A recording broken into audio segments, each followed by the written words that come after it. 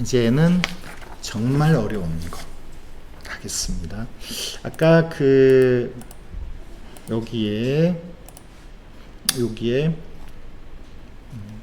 여기까지는 임차인과 선순위 전세권은 요거는 그나마 좀 쉬워요. 근데 지금부터 얘기하는 가등기, 가처분, 예고등기는 어려워요. 어렵기도 하고, 이거는 돈 물어주는 거죠. 근데 이거는 차의 경우 소유권을 뺏길 수도 있어요. 그래서 아주 신중하게 해야 되는 내용입니다. 자, 그래도 위험하다는 걸 공부하는 측면에서 이거 공부할 필요가 있고, 또 하나 그 중에서 해결될 수 있다면 좀 저렴하게 살 수 있겠죠. 5269.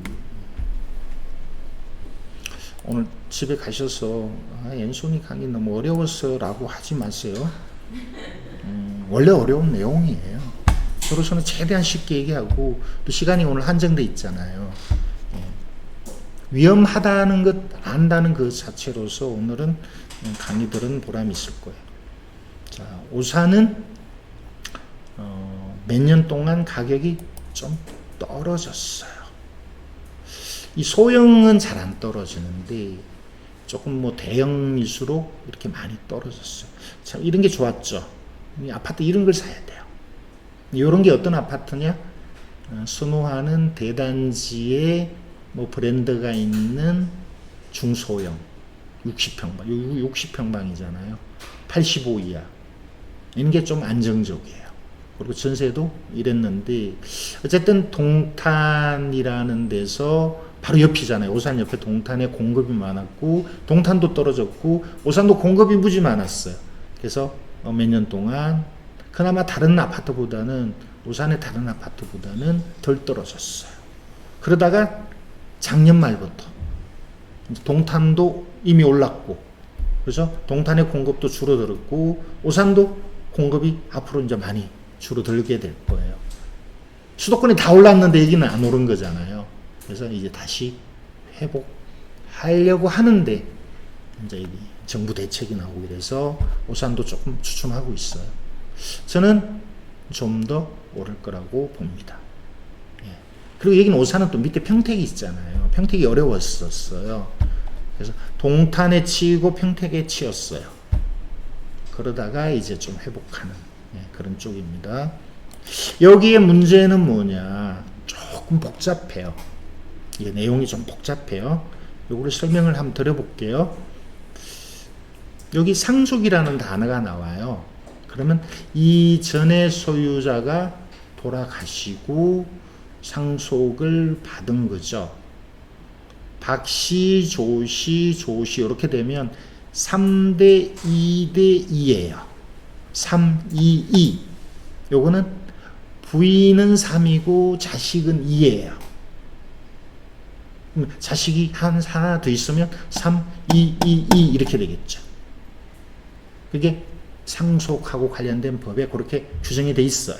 그러면 돌아가신 분의 부인이거나, 그죠? 남편은 아니죠. 성이 다르니까. 남편이면 조씨가 돼야 되잖아요. 그러니까 부인이고 그 아들 둘이가 이렇게 상속을 받았네. 이렇게 추정하면 돼요. 자, 그런데 이분들이 아파트 관리비를 안 냈는데 2010년부터 경제적으로 무지 어렵구나. 그죠? 아파트 관리, 여기 60평방 아파트 관리비를 못 냈을 정도면, 감유 들을 정도면 좀 심각한 거죠. 140.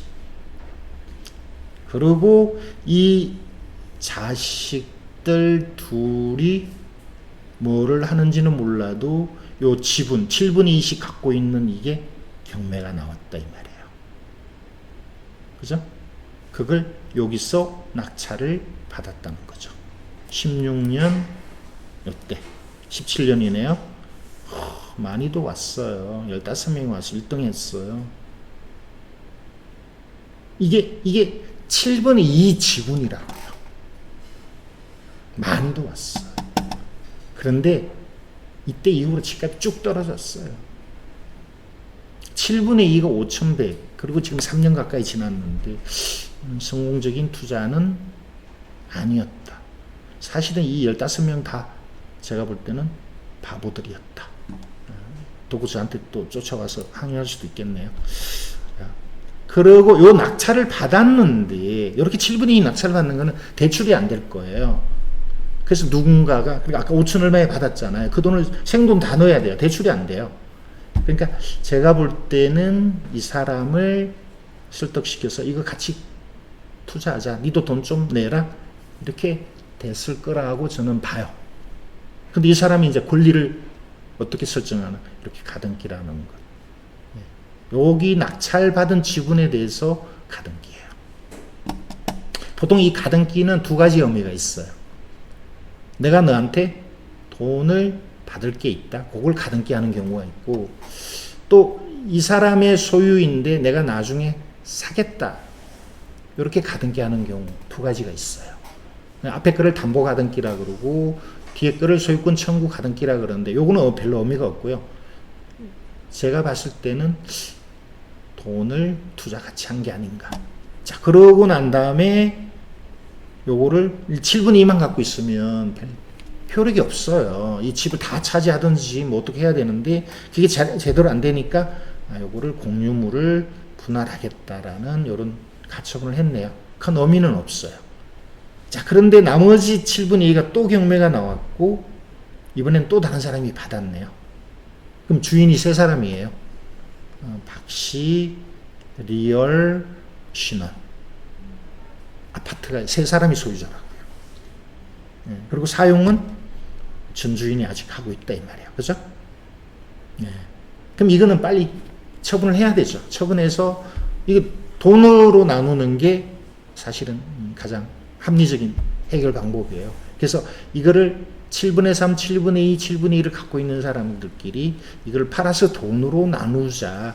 그게 공유물 분할을 위한 경우에. 그럼 이걸 낙찰되면 어떤 금액이 있을 거 아니에요.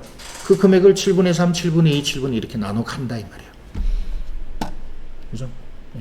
자, 그런 목적의 경매예요. 그런데 여기서 중요한 게 뭐냐? 요게 지워지지 않는다라고 돼 있어요. 왜 그러냐? 아까 우리가 이런 걸 배웠어요. 말소기준 권리라고 배웠어요. 말소기준 권리는 근저당, 감유, 압류라 그랬잖아요. 여기 근저당, 압류가 있는데 압류는 요 사람에 대한 거예요. 이 정부에 대한 게 아니단 말이에요. 있잖아요. 그죠? 그러니까 여기 가등기는 조성민에 대한 거잖아요. 요 압류나 가압류가 이 박씨에 대한 거지 조씨에 대한 건 아니라 이 말이에요. 그래서 요게 다른 권리보다 앞서기 때문에 안 지워지라. 선순위 가등기라고 그래요. 선순위 가등기라서 안 지워져요. 그리고 이런 거를 안 지워지면 법원은 여기 매각물권 명세서라는데 안 지워진다라고 이렇게 적어놔요. 가등기는 소멸하지 않고 매수인, 낙찰자가 인수한다. 안 지워진다 이 말이에요. 그러면 이거는 차의 경우 7분의 2의 소유권이 뺏길 수도 있다. 전부에 대한 가등기가 아니죠. 7분의 2에 대한 가등기이기 때문에 차의 경우 뺏길 수도 있는데 저는 이 가등기의 목적이 소유권을 청구하는 가등기가 아니고 담보 목적에 여기 둘이가 투자하는 목적으로 가등기했을 가능성이 크기 때문에 지워질 가능성이 있다. 지워진다가 아니고요. 지워질 가능성이 있다. 그래서 여기 조금 그래서 어려워요. 근데 이런 거를 우리는 좀 다뤄봤어요. 낙찰을 받아봤어요. 그리고 해결도 해봤어요. 바로 지워지면 정말 좋겠죠. 지워질 가능성이 있다. 그러면 타협을 하거나 뭔가 소송을 하거나 해야 돼요. 이제 그런 게 처음 하시는 분들은 어려울 거예요. 그 정도만 말씀드릴게요. 그러니까 이거는 여러분이 쉽게 접근할 수 있는 물건은 아니다. 경험해 보신 분. 그래서 이걸 해결하는데 몇 달 걸릴 수도 있다. 어쩌면 최악의 경우 소송을 해야 될 가능성도 있다. 잘 타협되면 금방 해결될 가능성도 있다. 이런 정도로만 얘기를 할게요. 자, 여기 가격이 그래서 그동안에 좀 올라 버렸습니다. 시세가 얼마냐? 이게 59잖아요? 예. 이렇게 올랐거든요. 올랐습니다. 올랐는데 지금 주춤하고 있어요. 예. 자, 그래서 여기 보면 2억까지 거래된 게 있었잖아요. 이런 걸 좀 이렇게 검색을 해볼 필요가 있어요. 59.39. 6월 달에, 5월 달에 최고 2억에, 최하 1억 한 8천 정도에 여러 개 거래된 게 있네. 이전보다는, 그죠? 올랐네. 예, 좀 더 오를 수도 있네. 예, 저는 그렇게 봅니다. 그래서 저는 시세를 최고 1억 2억. 낮게는 1억 한 8천. 예. 근데, 여기 이제 오래돼서 20년 이상 살았어요. 요 앞에, 상속해준 사람이 살던 것까지 20년 살아서 수리할 게 많지 않을까. 이런 것들이 좀 걱정이 됩니다. 이 정도만 말씀드릴게요. 쉽게 해결될 수 있다가 아니고 해결될 가능성이 있다. 이런 가등기는 자주 이런 걸 해보면 그 다음에 이런 걸 좀 쉽게 접근할 수 있어요. 처음 하시는 분은 좀 어려운 내용이에요. 자, 다음은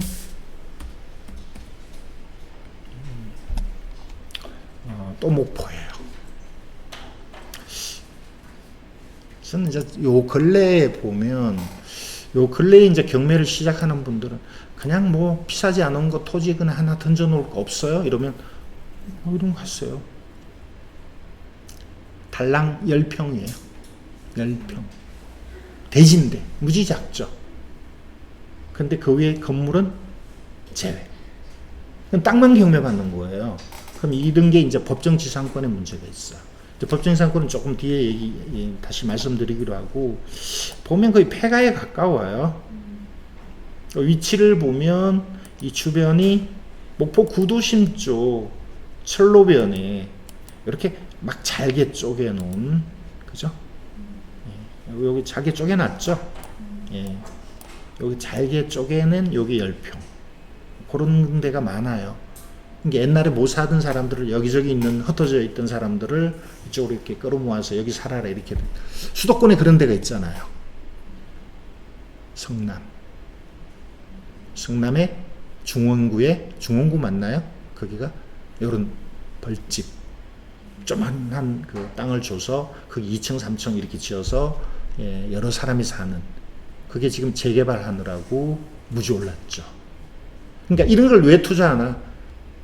가격은 산데 당장은 어떤 호재가 있는 게 아닌, 그냥 던져놓고 한 10년쯤 있으면 어쩌면 재개발한다면, 그러면 여기서 어떤 입주권을 가져갈 수 있는, 이런 거 투자하면 여러분이 덕을 못 봐요.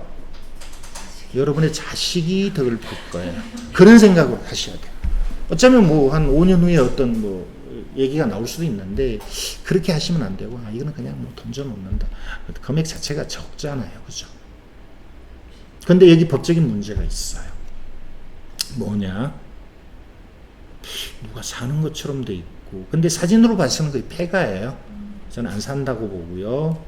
어쨌든 건물은 경매에서 제외됐고, 건물이 경매에서 제외되면 이 사실 이게 당력 있다 없다는 중요하지 않습니다.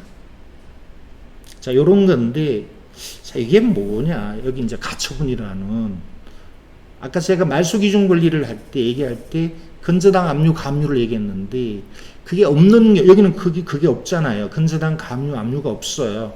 그럴 때는 요거를 말소기준으로 봐요. 경매 들어온 거를.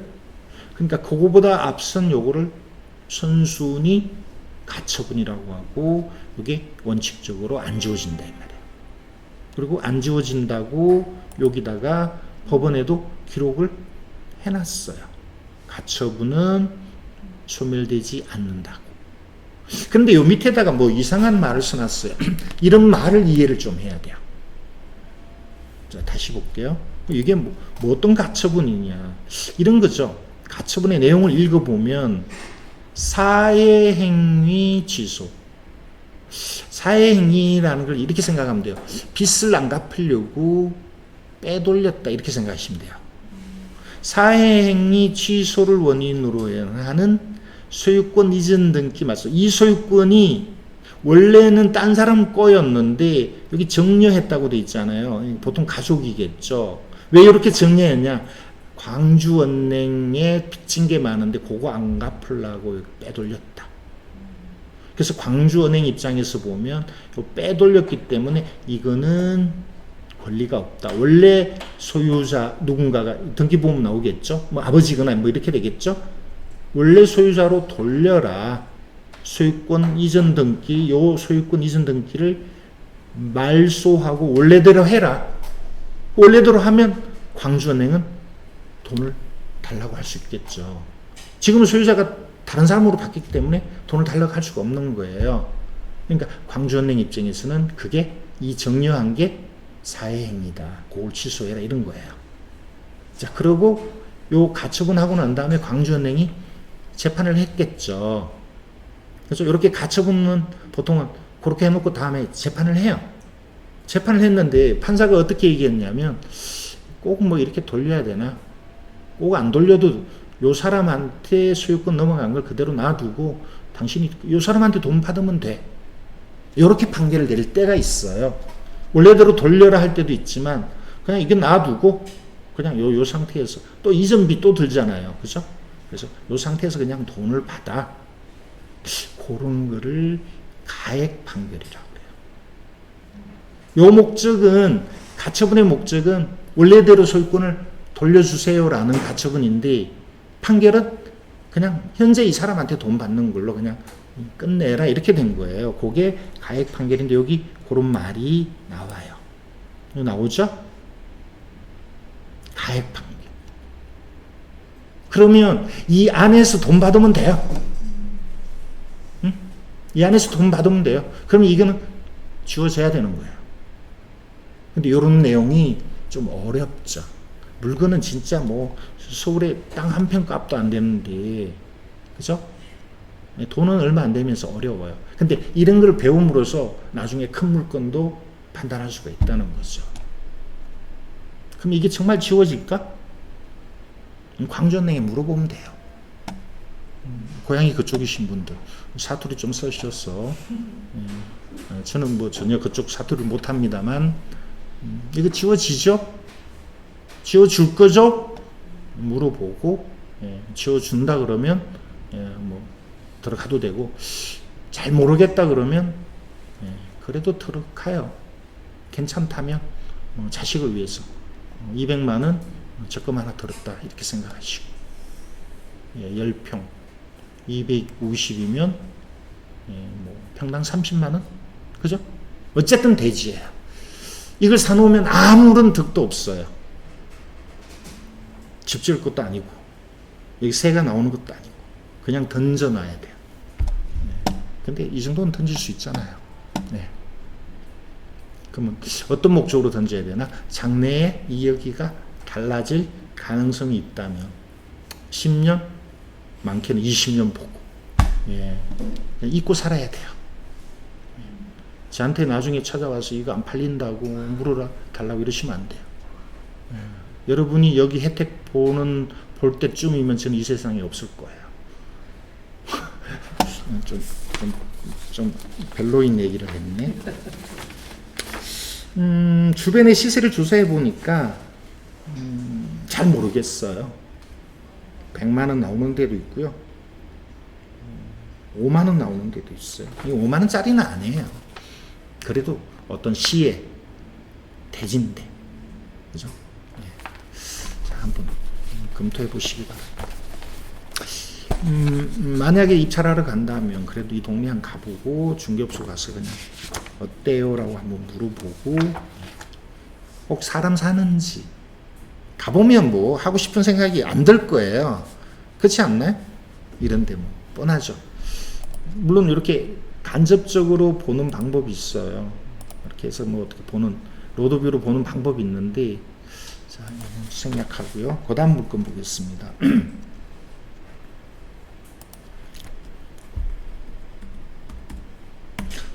역시 좀 복잡해요. 이것도 던져놔야 되는.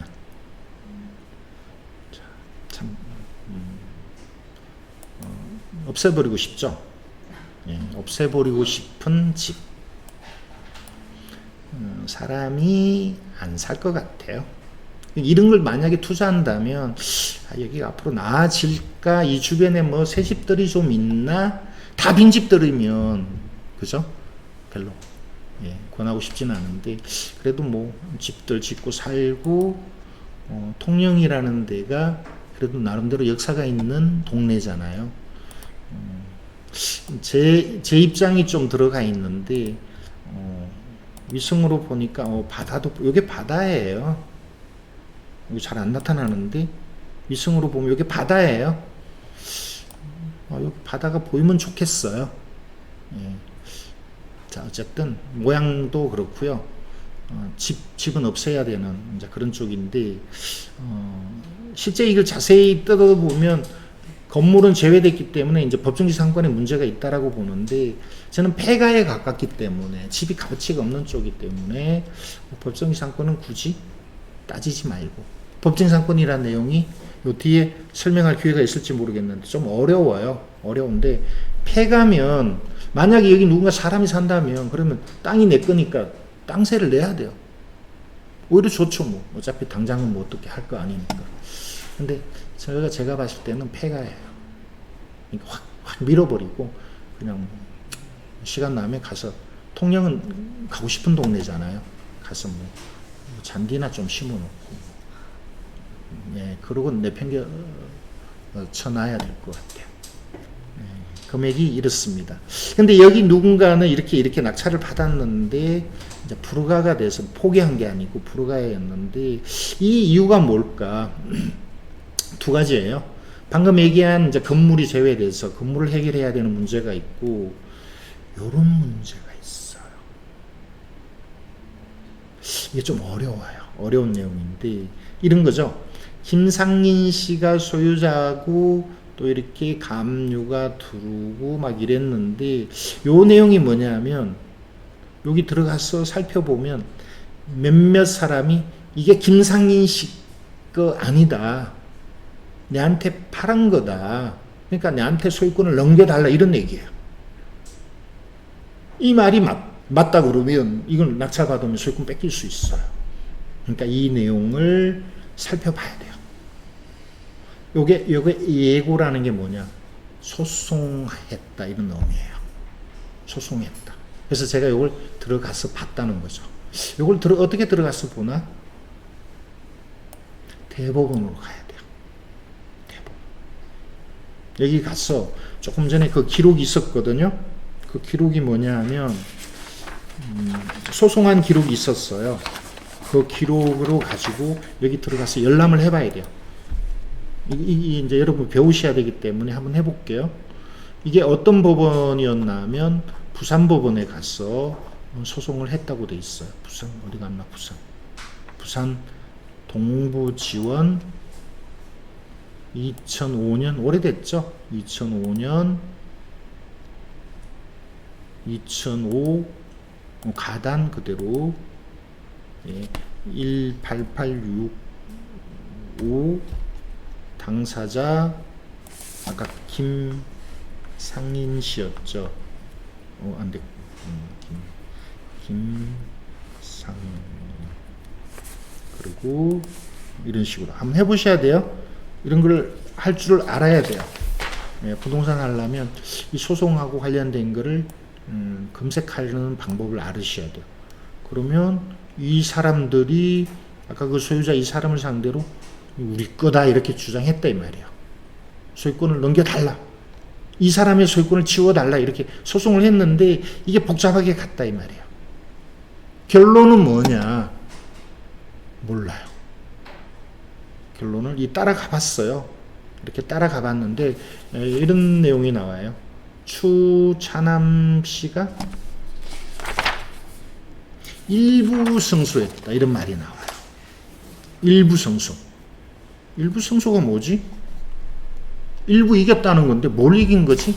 이 6명 중에 누가 이겼나?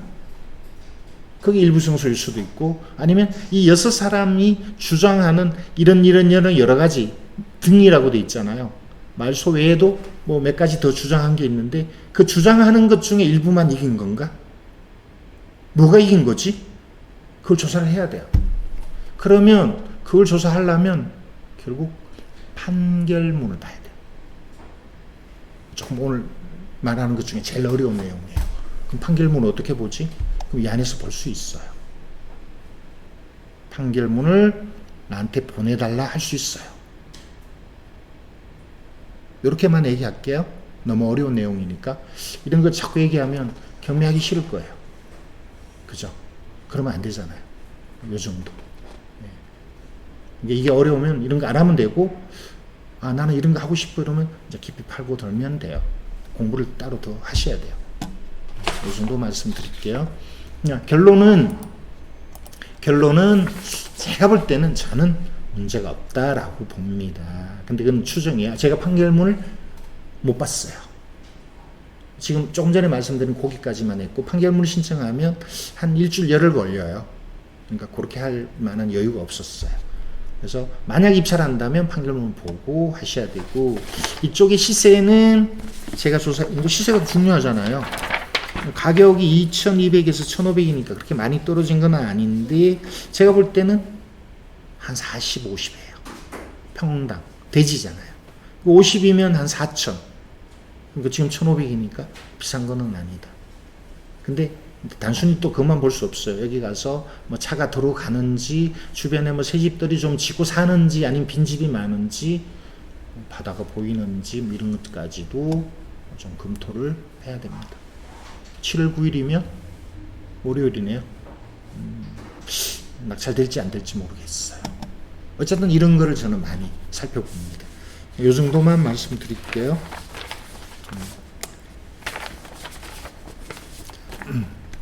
어렵죠? 어렵지 않나요? 네. 자, 그러면 한 2개 정도, 유치권 2개만 더 얘기하고 쉬는 걸로 할게요. 오늘 공부하는 게 아까 말씀드렸지만 다 어려운 내용이에요. 유치권이 뭐냐? 가장 기본적인 내용을 써놨어요. 이렇게 얘기하면 돼요. 제일 쉬워요. 누가 집 지어달라고 그래서 집을 지어줬는데, 그죠? 그 집 다 지어줬는데, 그 돈을 집 다 짓고, 이제 분양해서, 이제 예를 들어서 상가를 지어줬는데, 상가가 분양이 안 돼서 공사비를 다 못 받았다.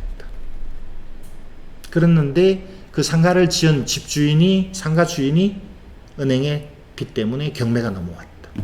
근데 공사해준 사람 입장에서는 난 아직 공사비를 못 받았잖아요. 그래서 공사비를 받으려고 그 상가에 주저앉아 있었어요. 난 돈 받을 때까지 여기 그냥 여기 점유할 거야. 여기 그냥 천막 치고 여기 내가 여기 밥거리 먹고 살고 있을 거야. 그런 상황에서 이 상가가 경매 나왔을 때 이 낙찰자는요, 그 유치권을 주장하는, 공사비 못 받았다고 주장하는 그 돈을 부담해야 돼요. 네, 그게 유치권이에요.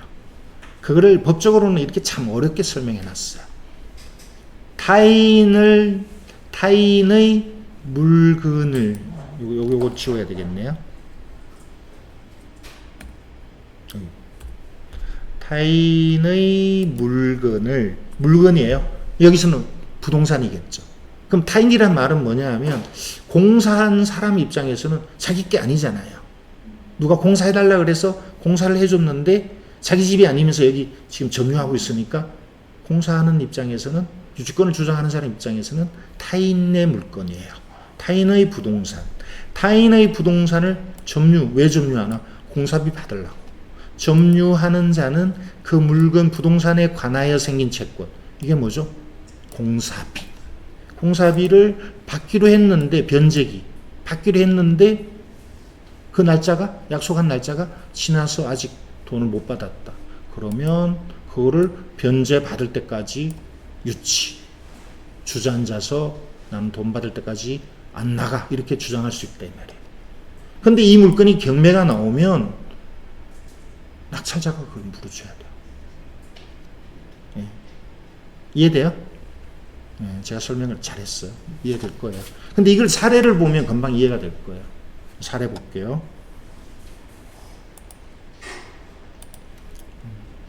여러분이 잘 아시는 꿈장사님이, 그리고 꿈장사하고 같이 공부하는 많은 여럿 회원이 낙찰받은 물건이에요.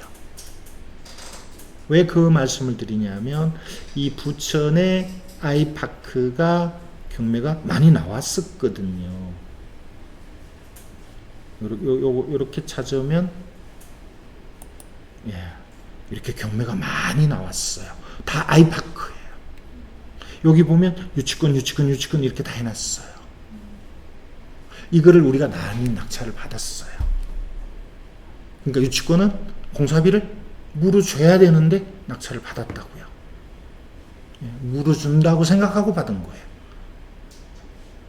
아시겠죠? 자, 그래서 자, 방금 지워버렸네. 다시 봐야 되겠다. 이 낙찰 받은 물건을 한번 동일 이건 물건. 최근에 낙찰 받은 걸 얘기할게요. 여기 최근에 낙찰 받은 거예요. 이게 내용을 쭉 설명할게. 그러면 여러분 이해되실 거예요. 원래 이 아파트에 뭐가 있었나? 주공 아파트가 있었어요. 근데 현대산업개발에서, 아이파크는 현대산업개발이죠. 이번에 저기 아시아나산 현대산업개발. 현대하고 같은 형제가 아니죠. 정세영 씨였나? 어쨌든 여기 현대산업개발에서 이 아파트를 지어줬어요. 그래서 아이파크가 된 거예요. 근데 이게 이전에 재건축이었다 이 말이에요. 주공이 있었는데, 그럼 현대산업개발에서 아파트를 지어주면 공사비를 받아야 되죠. 그죠? 이게 단지가 크거든요. 그러니까 그 전에 주공에 살던 많은 사람들이 이제 재건축으로 해서 이제 나가서 살다가 다 지었으면 돈을 부담하고 들어와야 되잖아요. 그냥 주는 건 아니죠. 부담하는 게 있잖아요. 일반 분양보다는 훨씬 저렴하지만 어쨌든 부담하는 게 있는데, 이 짓는 3년, 4년 동안에 여러 가지 일이 있을 수 있어요. 분양받기로 한 사람이 사망할 수도 있고, 사업이 잘못될 수도 있고, 그래서 못 들어왔다 이 말이에요. 그럼 현대산업개발은 돈을 받아야 되죠. 그래서 현대산업개발이 우리는 이 아파트에 지어준 대가, 분양대금을 못 받았다. 그리고 사람도 살지도 않아요. 안 들어왔으니까. 그죠? 그러면 현대산업개발이 열쇠를 갖고 있는 거예요. 그럼 아까 얘기한 그대로 타인, 이 물건은 누구 거냐? 이 분양받기로 한 이 사람 거예요. 홍씨 거예요. 현대산업개발은 지어줬어요. 근데 다 완성했는데, 그래서 들어와서 돈을 줘야 되는데 안 주니까 돈 받을 때까지 열쇠를 갖고 있는 거예요. 현대산업개발에서 점유를 하는 거죠. 자, 이 노란 게 제가 안 보이지만 현대산업개발에서 공사비, 분양대금 다 주기 전에는 이거는 들어갈 수 없다. 그 다음에 이걸 사거나 낙찰받는 사람도 그걸 알고 있으라, 이렇게 알려주는 거예요. 이게 보통의 유치권은 이런 게 잘 없어요. 근데 이제 현대산업개발은 이제 이런 일이 자주 있잖아요. 건물을 많이 짓고 하니까. 그래서 이렇게 제대로 이렇게 주장하는 거죠. 그러면 그 금액이 얼마야? 그 금액을 현대산업개발에 물어봐야 돼요. 얼마예요? 얼마면 돼요? 물어봐야 됩니다. 그래서 우리가 낙찰 받은 거는 얼마면 돼요? 물어봤더니 얼마다 그래서 그걸 물어주기로 하고 낙찰 받은 거죠. 자꾸 치워지네. 조금 전에 여기에 이거 아닌가?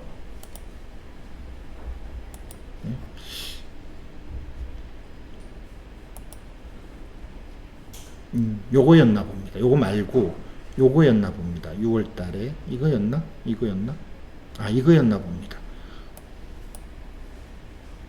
이거 맞네요.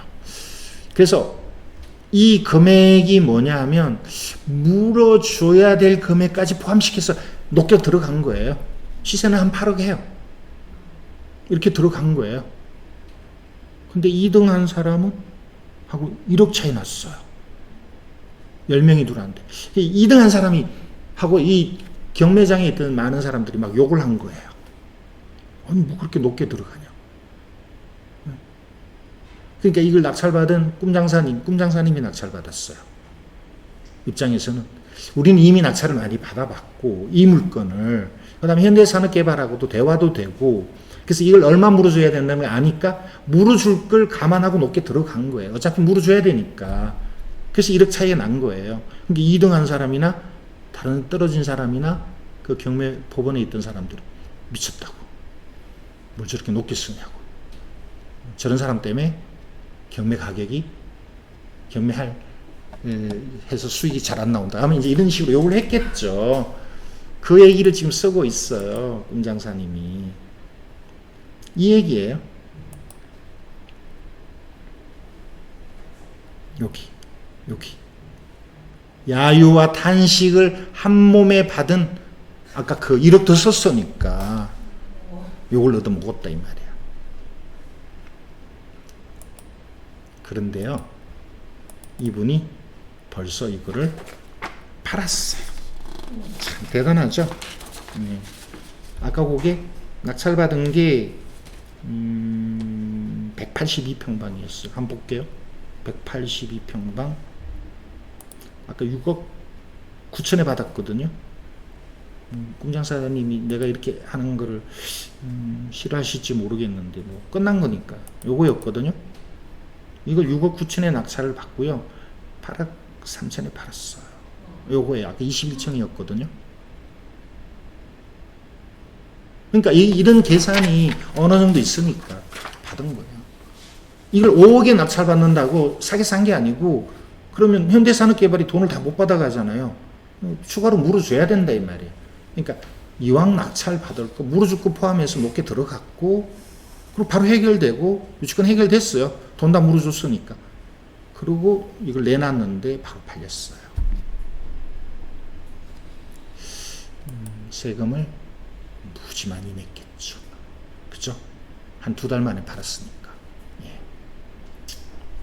요 글을 올릴 거예요. 지금 여기 일부만 올려놨는데 요 자세한 내용은 나중에 글 올리면 이거 보시면 돼요. 이게 유치권이에요. 아시겠죠? 그런데 이렇게 진정한 유치권이 많지가 않습니다. 이 유치권이라고 해서 이걸 살펴보면 많지가 않아요. 꽤 있는데 물건들이 꽤 있는데 대부분은 가짜예요. 이제 가짜를 보여드릴게요. 104613 창원이에요. 가격은 64%. 제가 조사한 시세는 2억 좀 넘어가는 것 같아요. 호가는 2억 5천도 나와요. 아까 창원이 좀 최근에 올랐다라고 얘기했잖아요. 그죠? 자, 두산 아파트 좀 크죠? 대형인데 주인이 살고 세입자는 없어요. 주인이 살고 이거는 참 단순해요. 그런데 이런 말을 하네요. 누군가가 나는 3,500만 원 수리했다. 그러니까 낙찰받는 사람은 요거 물어줘야 된다. 이렇게 주장한 거예요. 근데 이 유치권이라는 게 공사를 하고 공사비를 못 받아서 이 부동산을 점유하면 성립하는 건데 몇 가지 조건이 맞아야 돼요. 공사했냐 정말? 그래서 돈을 못 받았냐? 점유하냐? 그거를 밖으로 표시했냐? 아까 노란 그 현대산업개발이 붙인 거 보셨잖아요. 그런 몇 가지의 조건이 그걸 갖춰야 돼요. 그거 성립하는데 여기 보면 한번 볼게요. 유치권을 주장하는 표시가 없어요. 없습니다. 그리고 이런 것들을 법원에서 경매가 되면 현장을 조사하는데 현장에 가서 보니까 그런 내용이 없어요. 유치권하고 관계된 내용이 전혀 없어요. 없죠? 뻥이다. 뻥이다. 아니 수리를 3,500만 원어치나 이미 오래된 집을 중간에 수리한 거잖아요. 수리했으면 아니 뭐 돈을 당연히 받는 거지. 누가 요즘 외상 수리를 누가 하나? 그죠? 예. 그래서 요런 게 많습니다. 경매에 있어서. 그래서 이거는 경매를 조금 해본 유치권을 공부한 사람은 아 이거 다 뻥이야 이렇게 생각해요. 뻥이 맞아요. 문제는 낙찰받고 어떻게 해결할 거냐의 문제죠.